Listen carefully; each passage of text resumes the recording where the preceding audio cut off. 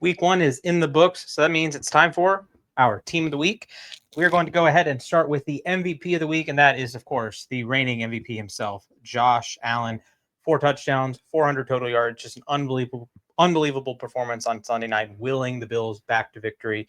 Hung 41 points, most any team scored this week, and a lot of it was Allen. There are a couple more Bills up here, but we start with the reigning MVP. And from one future Hall of Famer to another, despite losing a fumble, you got to go with Derrick Henry.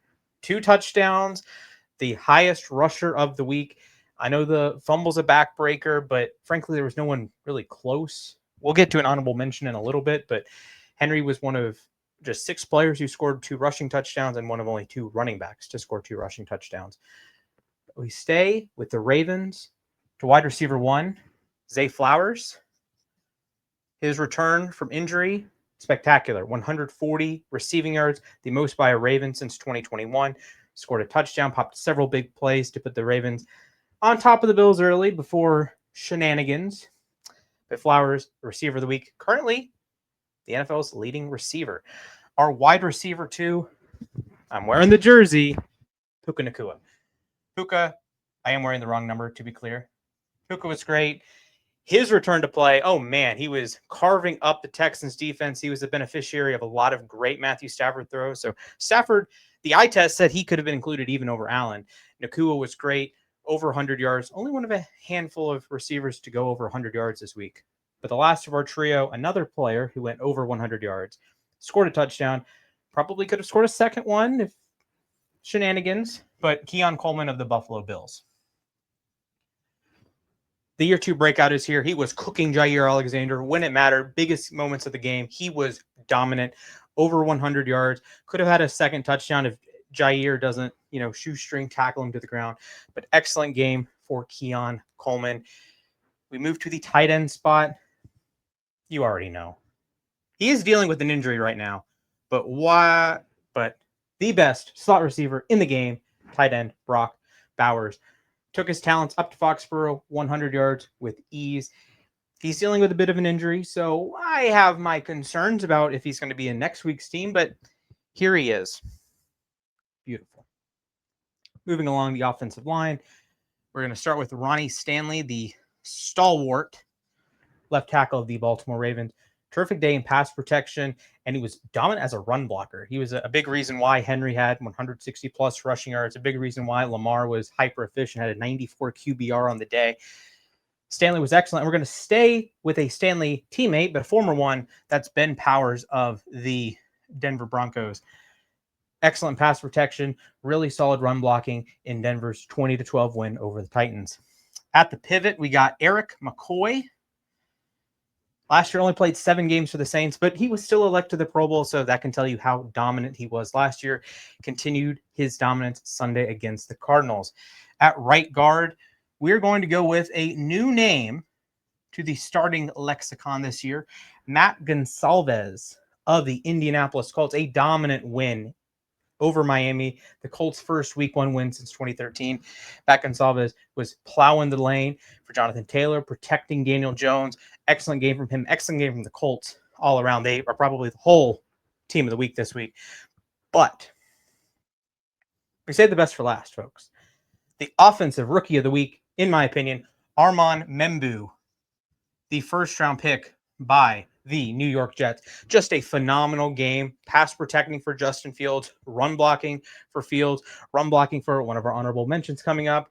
Although did not run block particularly well for Braylon Allen, so that cost me some money, but that's okay. So here's our offense. We got Josh Allen, Derrick Henry, Zay Flowers, Keon Coleman, Puka Nacua, Brock Bowers, Ronnie Stanley, Ben Powers, Eric McCoy, Matt Gonsalves, and Armand Membu. Allen is your MVP of the week.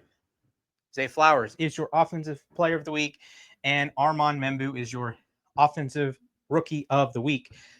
We head over to the defense. I will go with the new color. Hopefully this shows up. All right, starting on the interior, we have Ed Oliver. Oh, man.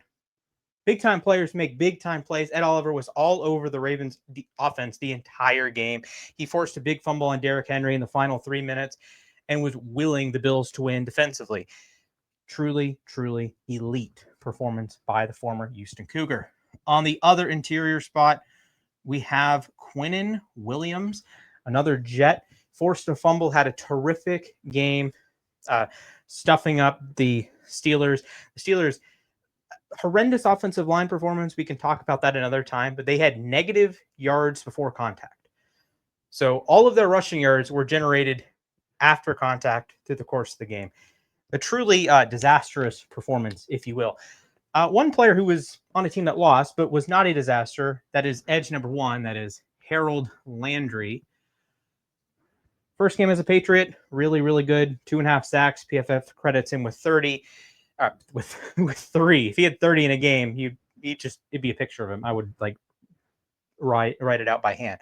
But your first game as a Patriot, first home game, you show out in front of the home crowd. 2.5 sacks, big performance from Harold Landry. And on the opposite edge, he's going to be up here a long time. I might as well write his name in permanent marker. That is none other than Myles Garrett.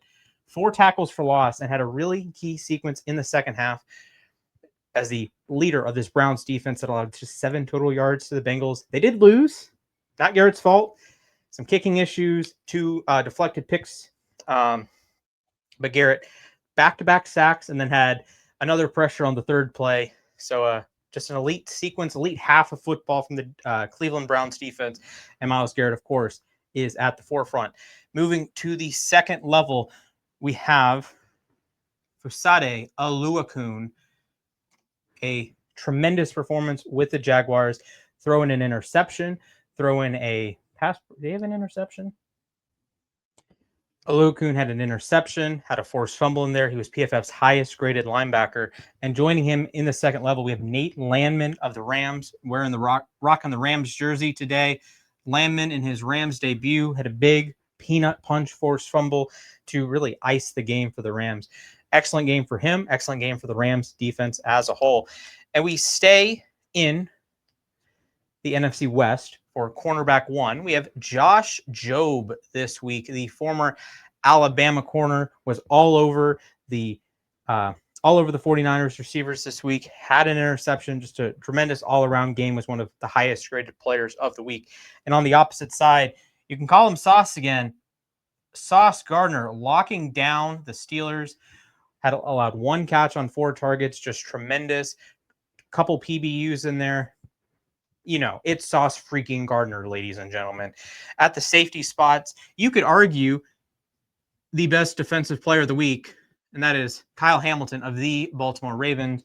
Had a forced fumble, picked off a 2-point conversion, had multiple pass breakups, just all over the place. I know he allowed the touchdown on the first drive. Great throw by Allen. There's a reason Allen's up here, but a tremendous game from Hamilton. And in a game that the Ravens defense really did not play well, Hamilton did play particularly well, although I'm still wondering what he was thinking on the lateral back after picking off the 2-point conversion. The second safety for us, another new face in a new place, that is Cameron Bynum,